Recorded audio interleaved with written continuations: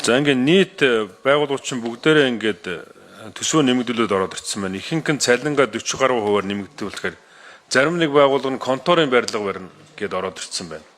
Тэгэхээр эн чинь улс орны төсөв энэ хүнд байж хахад ингээд ийм өндөр хувиар бас нэмж болохгүй. Дээрээс нь засгийн газар 14 мянган хүнээр одоо юугаа төрийн албан хаагчаа хална гэж байна. Гэтэл бүх оронтойгоо нэмэгдүүлнэ гэд ороод ирж байна. Тэгээ энэ минийгээ одоо бүгдийн одоо яг хэдэн өөр гүйцэтгэх байгууллагаас асч байна. Яг тэдэн хуваар нь одоо энэ байгууллагуудаас төрийн албан хаагчийг цомгох энэ одоо зүйл бүх зүйлээ оруулж ирэх ёстой. Бид нар засгийн газар нэг талтай нэг юм яриад байхад энэ их хурлын харьяа байгууллагууд нь тэрнтэй нэгдэхгүйгээр төрийн албан хаагчаа цомгохдохгүйгээр ингэж сууж аж болохгүй. Нэгдүгээр, хоёрдугаарт эдийн засгийн хүнд байж хат конторын барилга бас барьж болохгүй. Ийм зүйлүүд байна.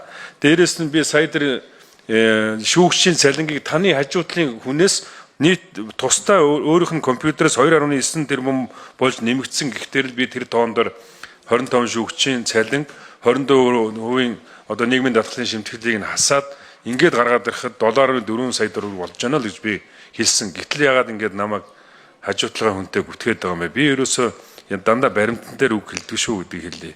Тэгээд миний одоо гаргасан саналын дагуу энэ одоо эргэжил бол төрийн албан хаагчдын цалин инфляцийн дагуу л нэмэх байх.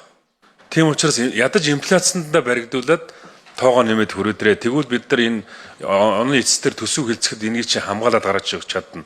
Гэтэл одоо энэ замбраагүй нэмээд ороод ирэх төр чинь бусад бүх байгууллагууд бүгдээрээ барьцаад ороод ирнэ. Тэрнээсээ болоод бүх юм унана. Тийм учраас би энэ шүүгчдийн цалинг улаасаа нэмхийг үргэлжил дэмжижсэн. Тийм учраас энэ одоо бодит байдал дээр та нар ингээд юм оруулаад ирээч л гэдэг ийм л одоо хүсэлтийг хэлж энэ одоо гормын саналыг гаргаж байгаамаа гэдгийг хэлье. Баярлалаа.